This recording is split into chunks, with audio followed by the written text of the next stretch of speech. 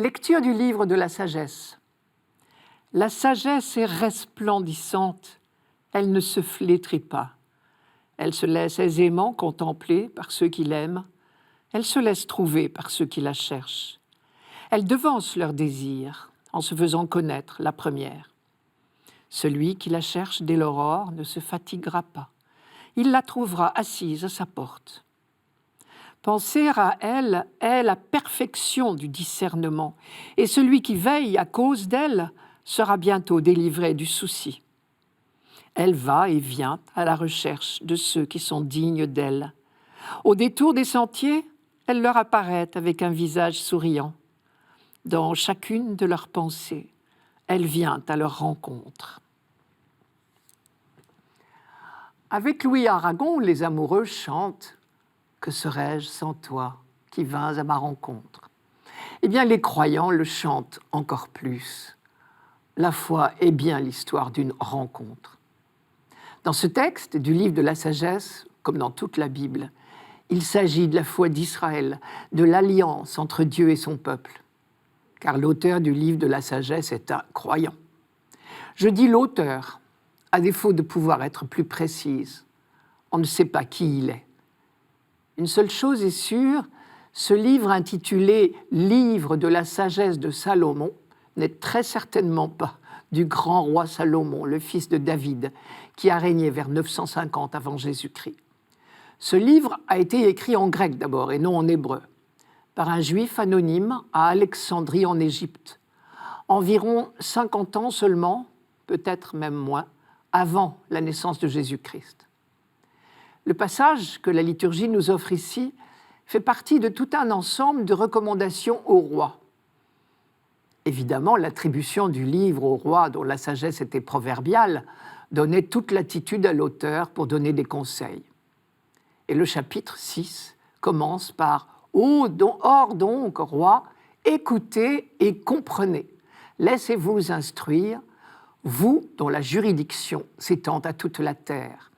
C'est à vous, ô prince, que vont mes paroles, afin que vous appreniez la sagesse et ne trébuchiez pas. » Son discours tient en 3 points. Premièrement, la sagesse est la chose la plus précieuse du monde. Et là, ce livre, au titre trop sérieux, recèle des envolées littéraires auxquelles on ne s'attendait pas. Je cite « La sagesse est resplendissante, elle ne se flétrit pas, pure irradiation de la gloire du Tout-Puissant. » Deuxièmement, la sagesse est à notre portée. Plus exactement, elle se met à notre portée. Elle se laisse aisément contempler par ceux qui l'aiment. Elle se laisse trouver par ceux qui la cherchent. Il y a dans ces 2 phrases parallèles une affirmation fondamentale, c'est qu'il n'y a pas de condition pour rencontrer Dieu, pas de condition d'intelligence, de mérite ou de valeur personnelle. Et l'auteur attribue au roi Salomon cette confidence. « J'ai prié et le discernement m'a été donné. J'ai imploré et l'esprit de la sagesse est venu en moi. Il nous suffit de la désirer. » La seule condition, évidemment, la chercher, la désirer ardemment. « Dieu, tu es mon Dieu, je te cherche dès l'aube, » dit le psaume. Celui qui la cherche dès l'aurore ne se fatiguera pas. Il la trouvera assise à sa porte, dit notre livre. Toujours cette affirmation qu'elle est tout près de nous et qu'il nous suffit de la chercher. Manière aussi de dire que nous sommes libres. Dieu ne nous force jamais la main. Troisièmement, non seulement elle répond à notre attente, mais elle-même nous recherche, elle nous devance. Et là, il faut quand même de l'audace. Pourtant, l'auteur le dit en toutes lettres. Je cite, « Elle devance leurs désirs en se faisant connaître la première.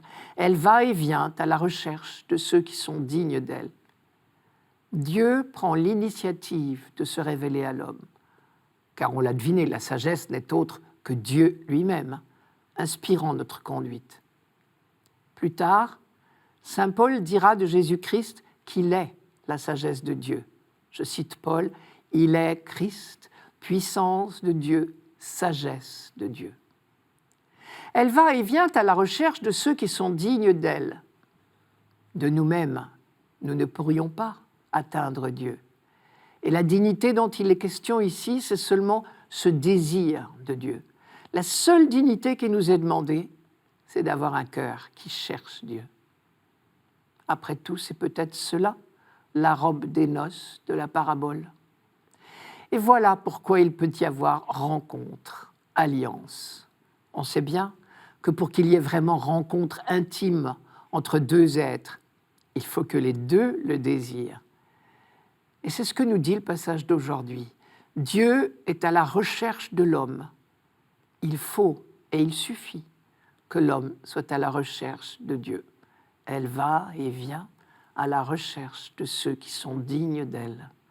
Au détour des sentiers, elle leur apparaît avec un visage souriant. Dans chacune de leurs pensées, elle vient à leur rencontre.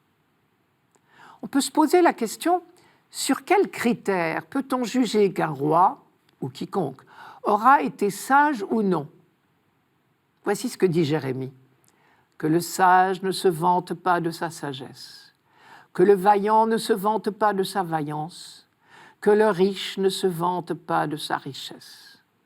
Mais qui veut se vanter, qu'il se vante de ceci, avoir de l'intelligence et me connaître, car je suis le Seigneur qui exerce la bonté, le droit et la justice sur la terre.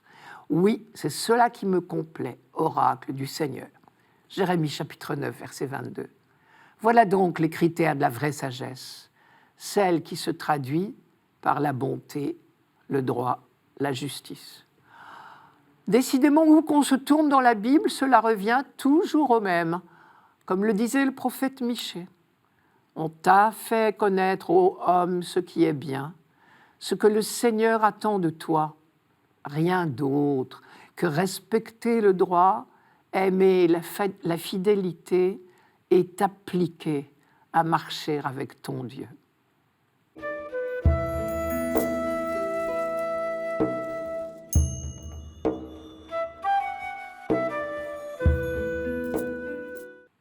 Psaume 62.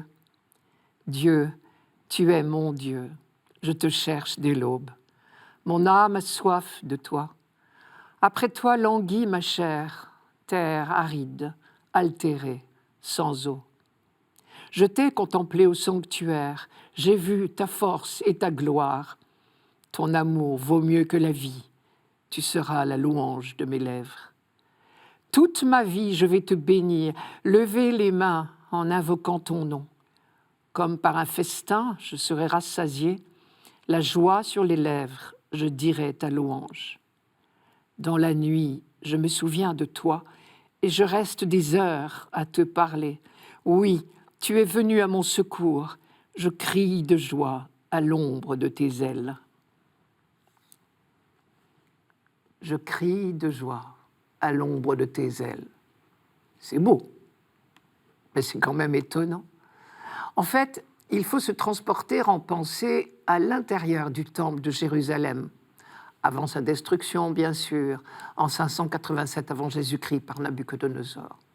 Et il faut supposer que nous sommes prêtres ou lévites. Là, dans le lieu le plus sacré, le Saint des Saints, se trouvait l'Arche d'Alliance.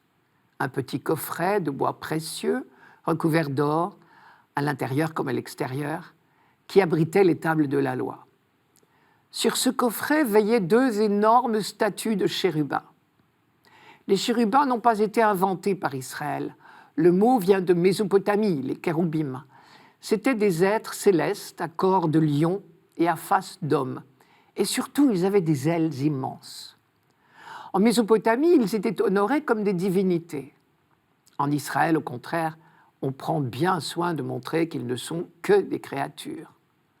Ils sont représentés comme des protecteurs de l'arche, mais leurs ailes déployées sont considérées comme le marchepied du trône de Dieu.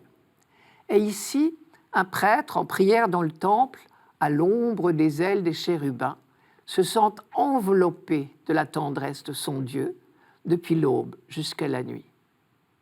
En réalité, seul le grand prêtre avait accès au Saint des Saints une fois par an, le jour du Yom Kippour, le grand pardon. Mais ici, le prêtre en prière s'imagine être sous l'ombre de l'arche.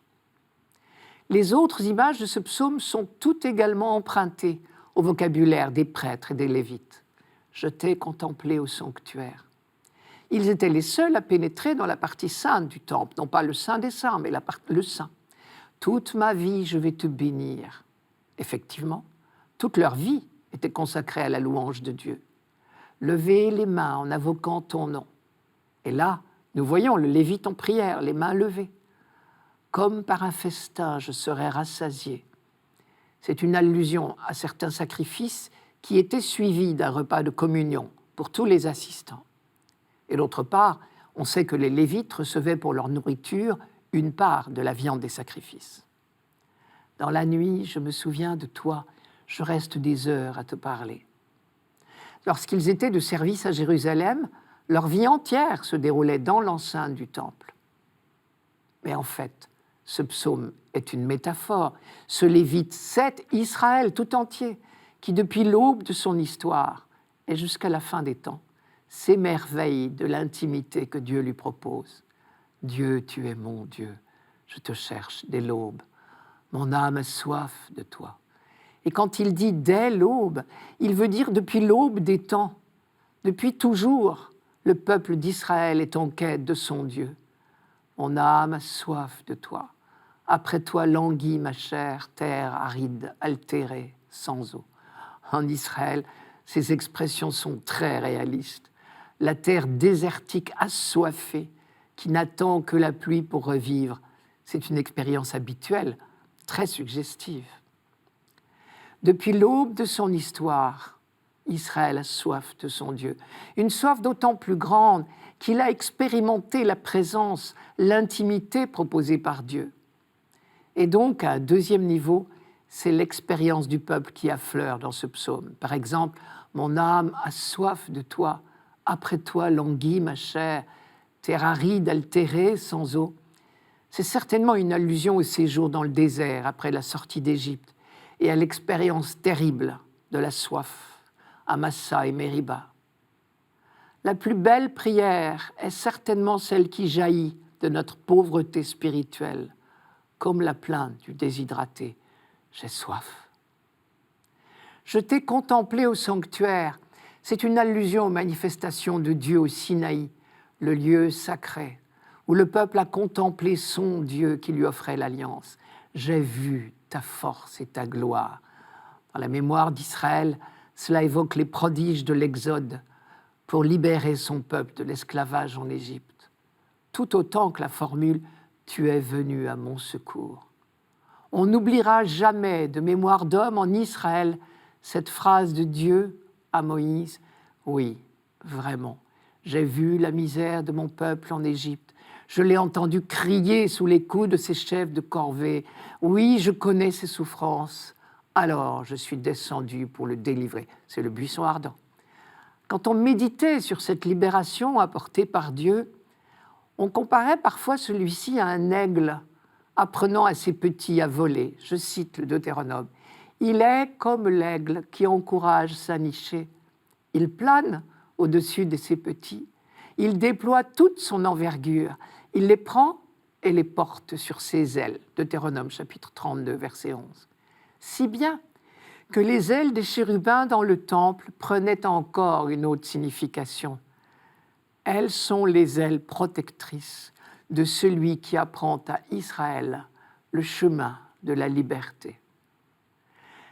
Toutes ces évocations d'une vie d'alliance, d'intimité sans ombre, sont peut-être la preuve que ce psaume aurait été écrit dans une période moins lumineuse, où l'on a bien besoin de s'accrocher aux souvenirs du passé.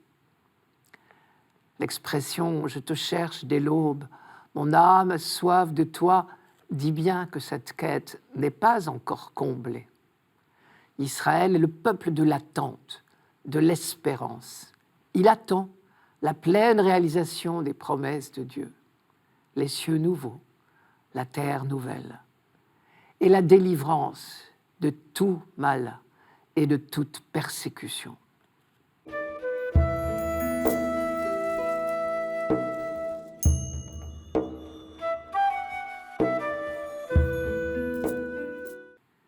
Lecture de la première lettre de saint Paul apôtre aux Thessaloniciens. Frères, nous ne voulons pas vous laisser dans l'ignorance au sujet de ceux qui se sont endormis dans la mort. Il ne faut pas que vous soyez abattus comme les autres qui n'ont pas d'espérance. Jésus, nous le croyons, est mort et ressuscité. De même, nous le croyons aussi, ceux qui se sont endormis, Dieu, par Jésus, les emmènera avec lui. Car, sur la parole du Seigneur, nous vous déclarons ceci. Nous les vivants, nous qui sommes encore là pour la venue du Seigneur, nous ne devancerons pas ceux qui se sont endormis. Au signal donné par la voix de l'archange et par la trompette divine, le Seigneur lui-même descendra du ciel, et ceux qui sont morts dans le Christ ressusciteront d'abord. Ensuite, nous les vivants, nous qui sommes encore là, nous serons emportés sur les nuées du ciel, en même temps qu'eux, à la rencontre du Seigneur. Ainsi, nous serons pour toujours avec le Seigneur. Réconfortez-vous donc les uns les autres avec ce que je viens de dire. On se demande souvent ce que les chrétiens ont de plus que les autres. Saint Paul vient de nous donner une réponse. Nous avons reçu en cadeau l'espérance. D'après lui, c'est ce qui nous distingue. Il ne faut pas que vous soyez abattus comme les autres qui n'ont pas d'espérance. Une espérance qui ne repose ni sur des raisonnements, ni même sur des convictions, ni sur de quelconques prédictions, mais sur un événement qui est le socle de notre foi, à savoir la résurrection de Jésus-Christ. Et alors nous pouvons contempler ce projet de Dieu. Le Dieu vivant a conçu un peuple de vivants. Et c'est pour cela que nous sommes le peuple de l'espérance. Rappelons-nous la discussion de Jésus avec les Sadducéens, chapitre 22 de saint Matthieu. À l'époque du Christ, la foi en la résurrection était un progrès tout récent de la théologie juive. Les pharisiens y croyaient, mais pas encore les Sadducéens. Et ils donnaient pour argument la complexité des rapports dans l'au-delà pour une femme qui aurait eu sur terre successivement 7 maris. À la résurrection duquel des 7 sera-t-elle la femme, puisque tous l'ont eue pour femme? Jésus leur répond d'abord qu'il ne faut pas envisager la résurrection comme une copie de notre vie sur la terre, la perspective de la mort en moins. Mais surtout, il affirme la résurrection. Je cite, « Pour ce qui est de la résurrection des morts, n'avez-vous pas lu la parole que Dieu vous a dite? Je suis le Dieu d'Abraham, le Dieu d'Isaac et le Dieu de Jacob. Il n'est pas le Dieu des morts, mais des vivants. » Cette parole-là lui a permis à lui, Jésus, le premier, d'affronter la mort. Quand il annonce sa passion à ses disciples, il annonce toujours en même temps sa résurrection. Cette parole-là doit nous permettre à notre tour d'affronter la vie sans angoisse excessive à la pensée de son terme inéluctable et d'affronter la mort le jour venu. Comme dit Paul encore, « J'estime en effet que les souffrances du temps présent sont sans proportion avec la gloire qui doit être révélée en nous. Car la création attend avec impatience la révélation des fils de Dieu. Elle garde l'espérance, car elle aussi sera libérée de l'esclavage de la corruption pour avoir part à la liberté et à la gloire des enfants de Dieu. Nous le savons en effet, la création tout entière gémit maintenant encore dans les douleurs de l'enfantement. » C'est dans la lettre aux Romains, chapitre 8. Cet enfantement, c'est celui du dessein bienveillant de Dieu. S'il y a un moment où nous devons nous souvenir à tout prix que le dessein de Dieu est bienveillant, c'est quand nous envisageons notre mort. Et alors, il ne nous reste plus qu'à nous laisser faire, puisque sa volonté est bonne pour nous.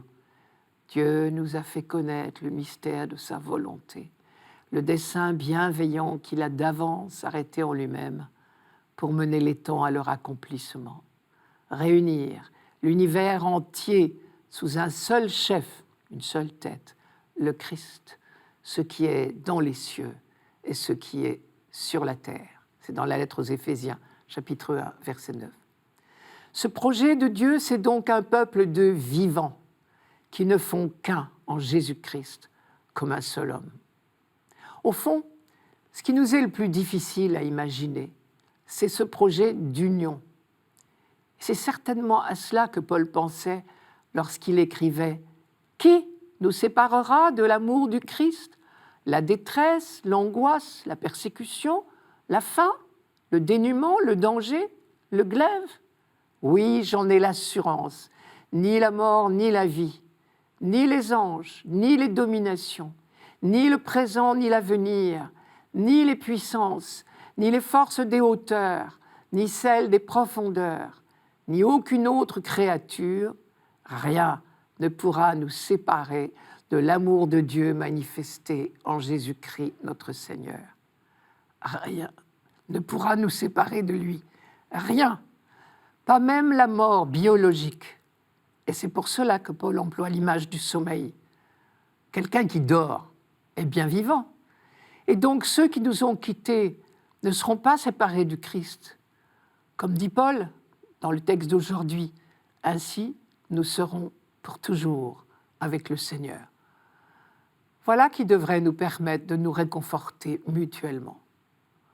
Paul lui-même en a eu peut-être parfois besoin, puisqu'il dit dans la deuxième lettre aux Corinthiens, « C'est pourquoi nous ne perdons pas courage, et même si en nous l'homme extérieur va vers sa ruine, l'homme intérieur se renouvelle de jour en jour, car nos détresses d'un moment sont légères par rapport au poids extraordinaire de gloire éternelle qu'elle nous prépare. » Pour terminer, imaginons le dernier jour, celui que Jésus appelle l'avènement du Fils de l'homme.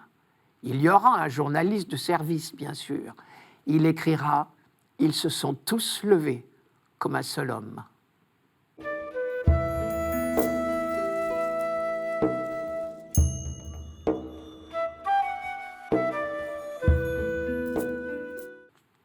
Évangile de Jésus-Christ, selon saint Matthieu. En ce temps-là, Jésus disait à ses disciples cette parabole.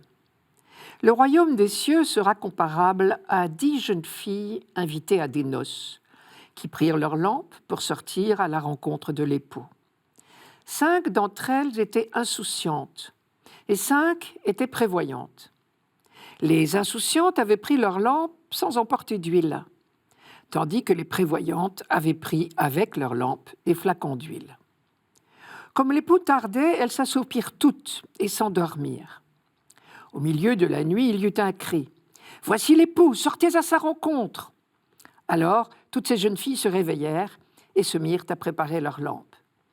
Les insouciantes demandèrent aux prévoyantes « Donnez-nous de votre huile, car nos lampes s'éteignent. » Les prévoyantes leur répondirent « Jamais cela ne suffira pour nous et pour vous. Allez plutôt chez les marchands, vous en achetez. » Pendant qu'elles allaient en acheter, l'époux arriva. Celles qui étaient prêtes entrèrent avec lui dans la salle des noces, et la porte fut fermée. Plus tard, les autres jeunes filles arrivèrent à leur tour et dirent « Seigneur, Seigneur, ouvre-nous !» Il leur répondit « Amen, je vous le dis, je ne vous connais pas. Veillez donc, car vous ne savez ni le jour ni l'heure. » Le royaume des cieux est semblable à 10 jeunes filles invitées à des noces. Cette comparaison très positive avec des noces prouve bien que Jésus n'a pas imaginé cette parabole pour nous inquiéter. Il nous invite à nous transporter déjà au terme du voyage, quand le royaume sera accompli, et il nous dit « ce sera comme un soir de noces ». D'entrée de jeu, on peut donc déjà déduire que même la dernière parole « Veillez donc, car vous ne savez ni le jour ni l'heure » ne doit pas nous faire peur. Ce n'est jamais le but de Jésus. À nous de déchiffrer ce qu'elle veut dire. Ensuite, c'est une parabole, c'est-à-dire que c'est la leçon finale qui compte. Enfin, Ne nous scandalisons pas de ces prévoyantes qui refusent de partager. Ce n'est pas une parabole sur le partage. Toutes ces précautions prises, il reste à découvrir ce que peut vouloir dire cette fameuse dernière phrase. Veillez donc. Pour commencer, je reprends les éléments de la parabole. Des noces, une invitation, 10 jeunes filles. 5 d'entre elles sont insouciantes, 5 sont prévoyantes ou avisées, selon les traductions. Les prévoyantes ont de l'huile en réserve. Les insouciantes ont pris leur lampe sans emporter d'huile. Or, il est vrai qu'une lampe à huile sans huile n'est plus une lampe à huile. L'époux tarde à venir et tout notre petit monde s'endort, les prévoyantes comme les autres. On peut noter au passage que ce sommeil ne leur est pas reproché, ce qui prouve que le mot de la fin « veiller » n'interdit pas de dormir, ce qui est pour le moins paradoxal. L'époux finit quand même par arriver et l'on connaît la suite. Les prévoyantes entrent dans la salle de noces, les insouciantes se voient fermer la porte. Avec cette phrase, dont on ne sait pas dire si elle est dure ou attristée, « Je ne vous connais pas », leur dit l'époux. Et cette fameuse conclusion, « Veillez donc, car vous ne savez ni le jour ni l'heure ». Chose curieuse, Jésus a déjà traité à peu près le même thème dans une autre parabole, celle des 2 maisons. L'une est bâtie sur le roc, l'autre sur le sable. La pluie est tombée, les torrents sont venus, les vents ont soufflé. L'une des 2 a résisté, l'autre s'est écroulée. Jusque-là, rien de surprenant, on aurait pu s'en douter. Mais voici que Jésus s'explique. Celui qui a bâti sur le roc, c'est, je cite, « tout homme qui entend les paroles que je viens de dire et qui les met en pratique ». Or, cette parabole était la conclusion du discours sur la montagne, dans lequel Jésus avait proclamé « Vous avez appris qu'il a été dit, tu aimeras ton prochain, tu haïras ton ennemi, et moi je vous dis, aimez vos ennemis, priez pour ceux qui vous persécutent, afin d'être vraiment les fils de votre Père qui est aux cieux. Car il va lever son soleil sur les méchants et sur les bons, et tomber la pluie sur les justes et sur les injustes. Vous donc, vous serez parfaits comme votre Père céleste est parfait. » C'est au chapitre 5 de Matthieu. Les 2 fois, Jésus emploie la même formule, « Je ne vous connais pas ». Ce n'est pas un verdict sans appel, je pense. C'est un constat triste. Je ne vous connais pas encore. Vous n'êtes pas encore prêts pour le royaume. Vous n'êtes pas prêts pour les noces.